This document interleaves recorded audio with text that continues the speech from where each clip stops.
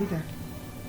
Psalm 1 and Genesis chapter 19 is so remarkable. Ordinarily, you might not even see the connection. But thank God for the Holy Spirit that leads us into all truth. He leads us into all truth. He's the Spirit of truth. He said He will lead us into all truth. That means there are some truths that are in the Bible that are not yet unveiled. But by our yielding to the Holy Spirit, He guides us into all truth of those things that are in the Bible, but they look as though they are hidden. Glory to God. Because even when we started reading these particular 2 chapters, I can't tell you that I have a clear understanding why God told me for us to go to Psalm and and then go to Genesis 19. But you can see that here there's a contrast. There's a way God. This is a laid down principle. It's not because your name is Mary or your name is Timothy. No. It doesn't matter. Whosoever shall call upon His name shall be saved. Whosoever does this thing right will enjoy the benefit. That's it. Whosoever does it the other way will suffer the consequence. That's it. It's a principle laid from the foundation of the earth. You see, so when people say, "Oh, if God is there, why are evil happening?" Excuse me? That is just a question coming from a mind, an ignorant mind, or somebody who does not want to know. Because the Psalm 1 was so clear. You see, blessed is someone. You see, when God talks about seed, remember yesterday we talked about 2 seed, right? We talked about the blessed seed and the cursed seed. Isaac was born out of the blessing. He was the seed of Abraham. So is the blessed, is the one that God called blessed. Ishmael was born out of the curse, out of the error, out of sin. So that is how God works. So it might look as if, but why would God punish somebody that did not do anything? It is the seed that is speaking. He said inside every seed is a tree. The seed of righteousness bears good tree. The seed of sin bears evil seed. So it doesn't matter. Now, remember we were talking about, you say, maybe because of what Lot said. Maybe that was what taught God. No. Before God could destroy Sodom, God had to take permission from Abraham. God worked. If you remember when we were reading in chapter 18, when God, I think 18, from 17 to 18, when the angels visited God, it was like angels were going as if they were going somewhere, and Abraham invited them. Right? Why? God was just walking. It wasn't like, he was just walking, and no, he's already proposed it, and he already knew that Abraham was going to bring them in. So God wanted to get permission from the one He has called righteous. He said Abraham's faith, right? Declared God, because of his faith, God declared him righteous. So in the eyes of God, everything that comes from Abraham is righteous. By the virtue of that covenant that he had with God. Anything outside Abraham is under the curse. Now, because of the association of Lot with Abraham, Lot prospered. But when Lot chose to go, Lot started making wrong choices. So out of the blessing is what? It's curse. Immediately he stepped away from Abraham, he stepped into the curse. So it was the faithfulness, the covenant that God had with Abraham that saved Lot. It wasn't even anything that Lot did. But there was something that was remarkable that you pointed out. Because of that association that Lot had with Abraham, there are some principles that Lot had learned over the years before the separation. And that was why he was that selfless. Yesterday when I was even listening to that particular scripture, it hit me. I said, Kai, this guy also had a good heart, but in the wrong place. So positioning, it matters. For us now, who are called the seed of Abraham, we have to be divinely positioned and stay in our place. Remember John 15, he said, if you abide in me and I in you, you will bear fruit. Good fruit. Because he said, outside me, there is death. Let me just use that word. The same thing we see in Psalm 1. Now God has explained what happens to the righteous. He said that one is fortunate. That one prospers. That one is favored by God. He said that one, this is how God sees that one. That one walks in the counsel. He walks in God's counsel. That one does not walk in the counsel of the wicked. That means that one has ears for God. That one is a true sheep that knows his shepherd. Okay? So he says, he said that one will delight. That one also delights in the law of God. And the law of God means the precepts and the teachings of God. He said that one, and again, what it means to delight means that one habitually, constantly, not today, then next tomorrow. No, constantly in their heart and in their words, in their action, constantly meditates day and night. Remember the book of Joshua. Say this book of, you can see all of, you can just see that the principle is the same. If you do this, you will do that. Here in Psalm, the same thing. We see in Genesis, it's the same thing. So when Lot walked away, he walked away from all these blessings. He walked away from being fortunate. He walked away from favor. That God, because of Abraham, that Lot would have been gone, but because of Abraham, Lot was preserved. But you could see that even in that preservation, his seed was already corrupt. You see, his seed was already corrupt. His children were corrupt. Yet they were supposed to be virgins, but their mind was corrupt. It's about the seed.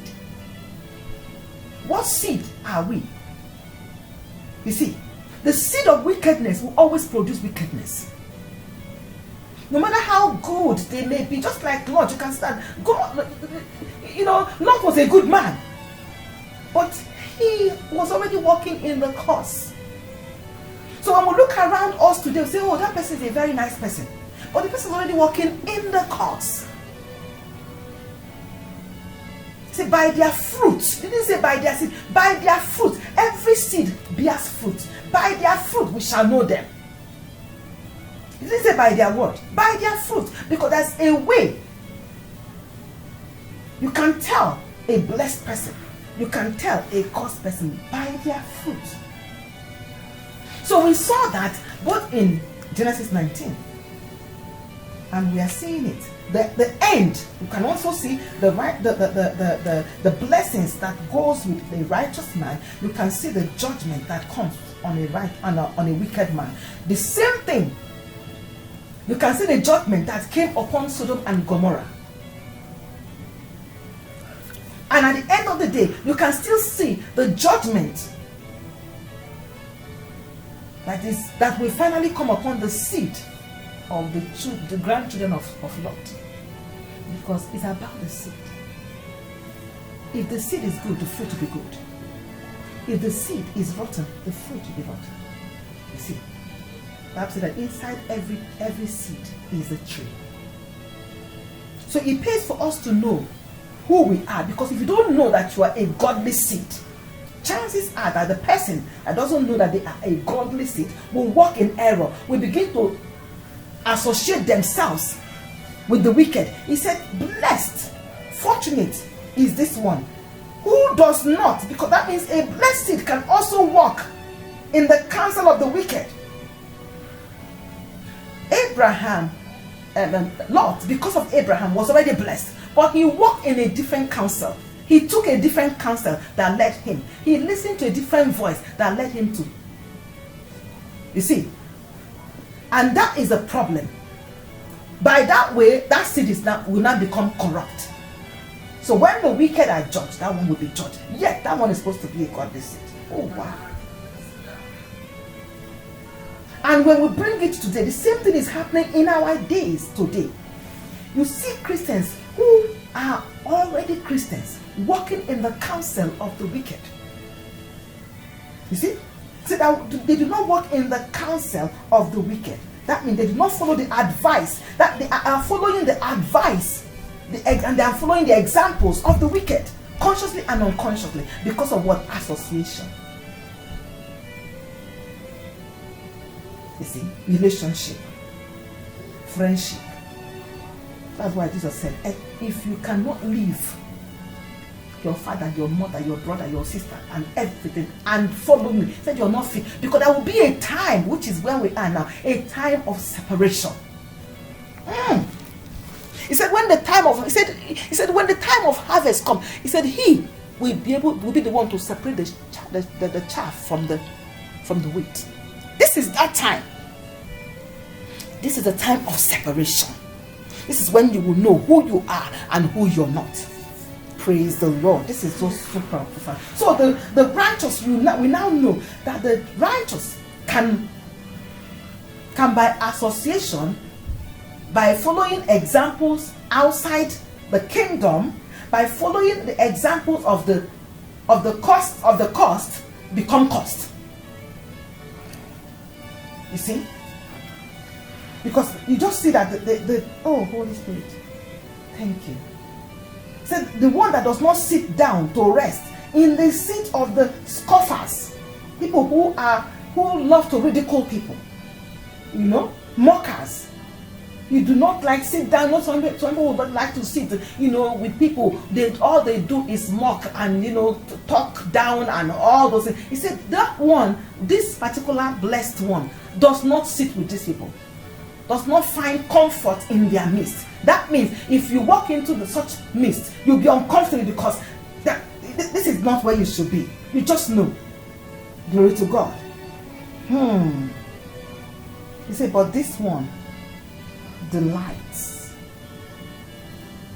This one delights, takes joy in God's precept and God's teaching. And this one habitually meditates day and night.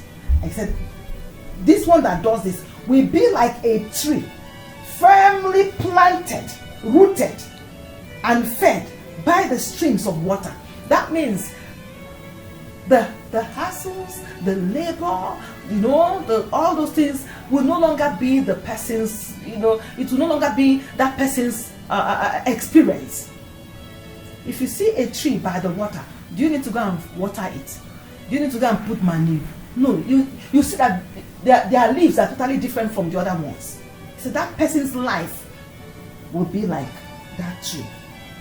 He said, which yields its fruits in its season. That one's life will produce results.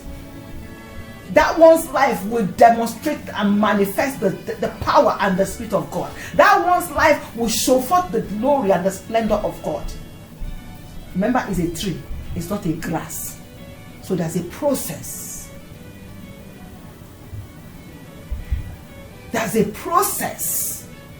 Because as that seed is being watered, there's a process of growth. And remember, it said it's going to be rooted. A grass does not have roots. Because sometimes the righteous compares themselves with the wicked. So the wicked are like grass. They come, pam, pam, pam, pam, pam, they flourish, bam, bam, bam, bam, bam, bam. He said before you know, in a twinkle of an eye, they do what? They vanish. Lord chose the green path, remember. But he was ended even before he should end. He chose the easy way. The quick and easy, what looks good. He saw it, saw that place. It was full of green. The prosperous, the city. Oh, the affluent, the influential. They looked so good. And he left his uncle, through whom he became what he was. Glory to God. So we should always remember, if God said we are like the tree, that means it takes time. There's a time of process. There's a time of growth.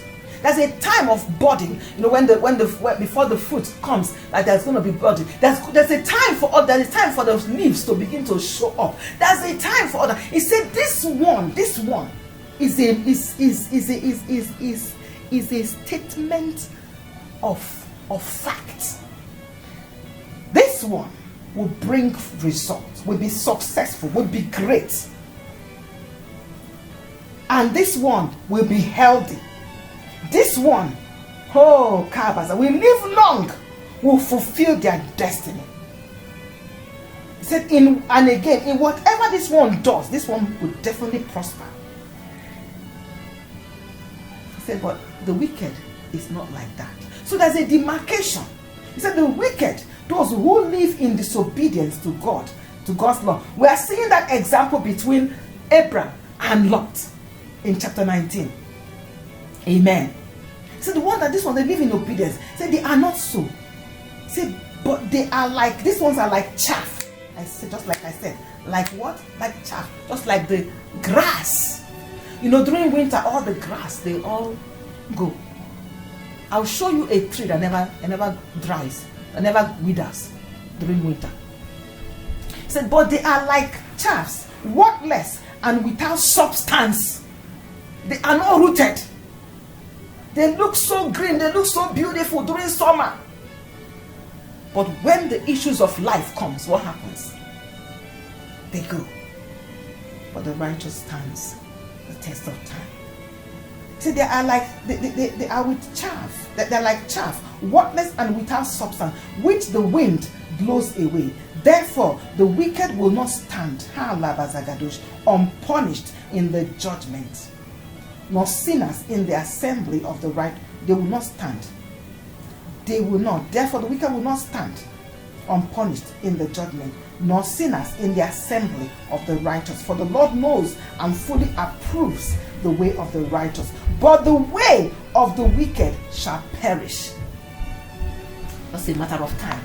We can see that in the life of Abraham and in the life of Lot.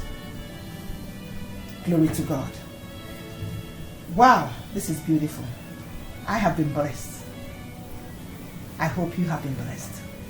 Till next time, stay living in that atmosphere of the supernatural, meditating on this beautiful, wonderful word of God.